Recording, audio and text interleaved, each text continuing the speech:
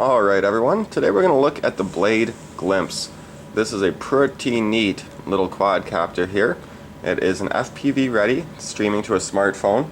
Just to go over some of the details about this camera first, it comes with safe technology, integrated HD camera that can record at 1280 by 720 video and 1 megapixel photos. It also has an effective 80-foot range Wi-Fi to have your FPV to a smartphone, Apple or Droid, and it comes with an 8 gigabyte SD card, SD adapter, and it also has coreless motors, and it has replacement props there. 500 milliamp one cell LiPo that'll give about 5 to 6 minutes of flight time. Comes with the batteries for the transmitter. I got the ready to fly. There is a bind and fly option. So here's your cord to connect it to get your video and photos off of, and we have an SD card slot right here, and it comes with an 8 gigabyte SD card. In the back, here is our link to attach and connect to our computer to download pictures and videos. Here is our battery slot. You'll push the battery all the way in until it gets stopped on those back hinges. The blades here, a little larger than the Nano QX3D. I'm going to show a comparison of the Nano QX3D in size to this. If we look at the transmitter, pretty much a standard transmitter look that you'd get with Mini Ready to Fly, except it has this extra attachment here and this clip. So this clip will attach to here, and then we'll be able to attach a smartphone right to the top there and see it as we're flying. For a size comparison, let's go ahead, put this over here next to the Nano QX3D and the 200 QX. A lot smaller than the 200 QX, but it is a slight bit larger than the Nano QX3D. Not a lot bigger, but it looks a little bit larger. Now the Nano QX3D and this, one nice thing about them is lots of people complain about motors dying after time. Well, the Nano QX3D, as well as the Glimpse here, have simple to plug in motors, no soldering needed. So if you ever have a broken motor and need to replace it, super simple to do. Really like how they're changing over to this style, so you don't have to do any soldering. You can replace and fix and upgrade anything really simply. I think I showed the battery, or didn't show it but told about it. There's the battery. It's a 3C maximum charge rate, 25C discharge, 500 milliamp. So what we're going to do here is get this plugged in, get it connected to my phone, and see how the flight characteristics are, and then check out how the FPV works. We have two flight modes. It's going to start in high rates. To get it to low rates, you're going to have to click in on your right stick. It's always going to start in high rates. There's two rates. So if you want to go to low rates, you click in on your right stick. Your left stick, clicking in, is actually to bind it. It should come bound, but if it's not, you use the left stick for that. Other than that, there's not too much on the transmitter. You can select mode 1 or 2, it looks like here. And other than that, most of the controls that I'm going to use will be on the smartphone. So let's go ahead and get it set up. I'm actually going to take a flight with it before I get the camera all set up, just to see how this quad handles in the air. And then we'll get the FPV set up, see how that works with my smartphone. Alright guys, so here I have the quad up close. I want to show the battery. You're going to push it all the way in. And when you plug this in, it's going to blink red. You see that red blinking? That's when you want to hit the bind button, which is the left stick pushing on the transmitter.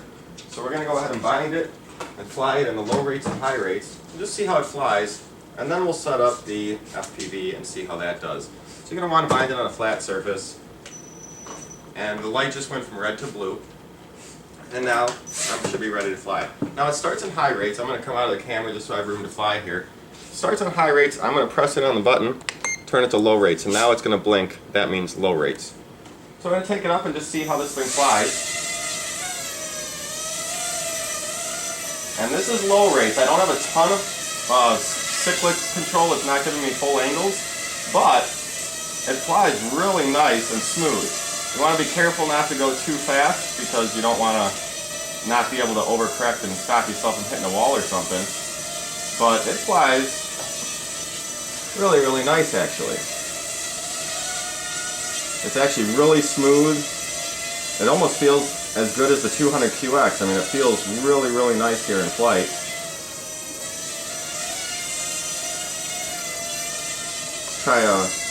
That's our pirouette rate. And let me just get it up here in the middle on camera for sure. That's got to be on camera pretty close. See if we need any trim, but I don't think so. I'll try to do a hands-off hover here. Just got to get it leveled out a little bit. I might need a little bit of right trim, it looks like. So I just did that. Now it's going right. Looks like I need a tiny bit of trim here, guys, but it's still very stable. I'll give you a little second hands-off hover here. Going too much up, but that's just throttle. It is very stable, it's just hard to get it. First, this is made in flight. And there you go. Not too much movement there. So in low rates, this would be good if you were trying to, if you were a beginner, or if you were just trying to get some photography and video in the air and you wanted it to be really smooth. As you can tell, it's flying around just super smooth, super easy. It's just great control. Oh, I just touched the wall over there. So I was just going to land it anyways and flip it into high rates. So let's go ahead, try the high rates now. High rates will be a solid light on your transmitter. So I'm going to push it on the right button. Now we got a solid light. And now with high rates, it's just going to have more control. You can go faster, you can correct things more because you have more yaw and more banking angles. So as you can see, it's just faster now, and you're able to do more control. It's still very smooth, and it still feels very much like my 200QX does. It feels like a bigger quad than it really is. Come back and do a pirouette and see if that's any faster. It might be a little faster, and that's a hands-off pirouette right there. All I'm doing is the rudder and the power, the throttle, no right stick. Well, I'm good at hitting that wall, but it's a little durability test. I'm not going to redo it or anything. It's good to show what happens. So, little crashes like that, what's nice, just like the Nano QX, we have these nice side bumpers, which will really help protect it in most crashes. Get a little bit more flight in, and then we'll take it down and show you how to set up and use the FPV. So as you can see, little crashes, no problem. Of course you don't want to crash, but if you do, you should be alright with this one because of those bumpers.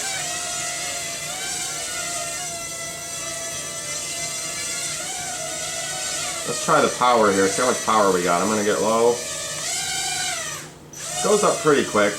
Now this isn't really a 3D drone, but I did read that you can do some flips and loops if you're really good.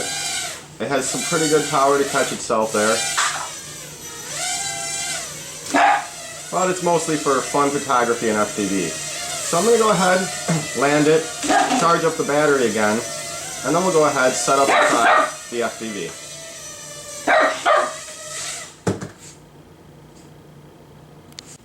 Alright, to start getting the FPV ready on your smartphone, you're going to go to your Play Store. On mine it's Android. If you got an Apple it'll be different. Get this to flip sideways. And all we're going to do is search for Glimpse. You'll see it here. So I'm going to go ahead, oh no, it's this one, Glimpse. I'm going to go ahead and get that downloaded and installed. And then we'll show you what to do next. Alright, so now we have the program downloaded. But we have to connect the Wi-Fi. So open up your Wi-Fi on your phone and search, and you should find something that says Glimpse with some letters and numbers after it. So we're going to go ahead and click on that. Oops, it just moved on me. Here it is. And then the password is simply going to be 1234567 Connect. Once it connects, we should be able to... Oh, okay. Once it connects, we should be able to open up the program, which I had open. I just had a little error there. Let's go ahead and find Glimpse and see if we can open it up. And there we go. In fact, here we are, working on the thing right now. And I'm moving this around, and that is fast.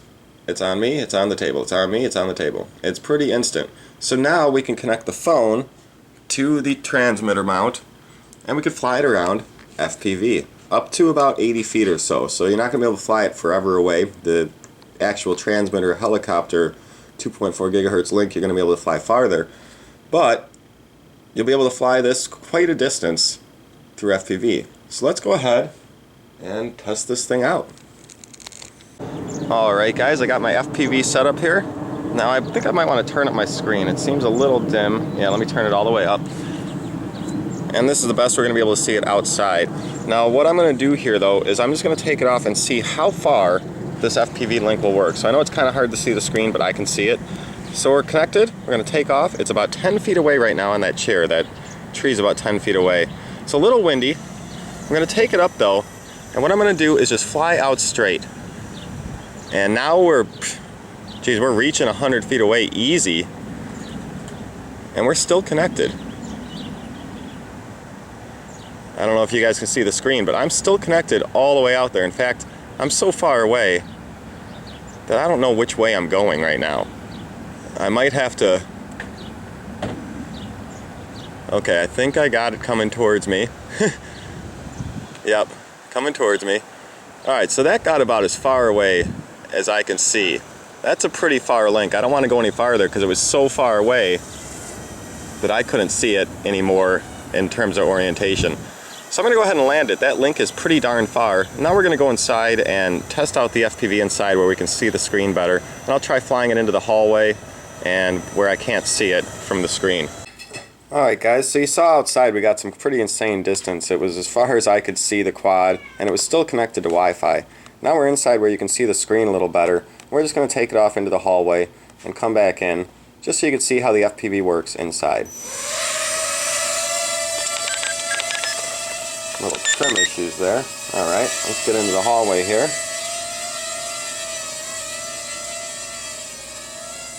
And you can see on the screen we're turning front door out there. Come forward again and turn back, and here I am. Go ahead and look back down at the screen and turn it around. Look at the front door again. And as you can see, pretty darn nice, very responsive. And we'll just come back in here and land it on our table.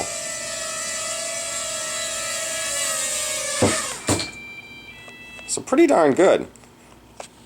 Let's go ahead and do a little final thing on this. I'd have to say overall this thing is pretty darn amazing. Slightly expensive, but lots of quads are in the same price range as this. FPV on it, super responsive. Really amazed at how quick the response is to the phone through Wi-Fi. It basically is instant. There's no delay. Really nice little quad to check out. So if you guys have any questions on the quad, let me know. Again, it's the Blade Glimpse. Happy flying. See y'all later.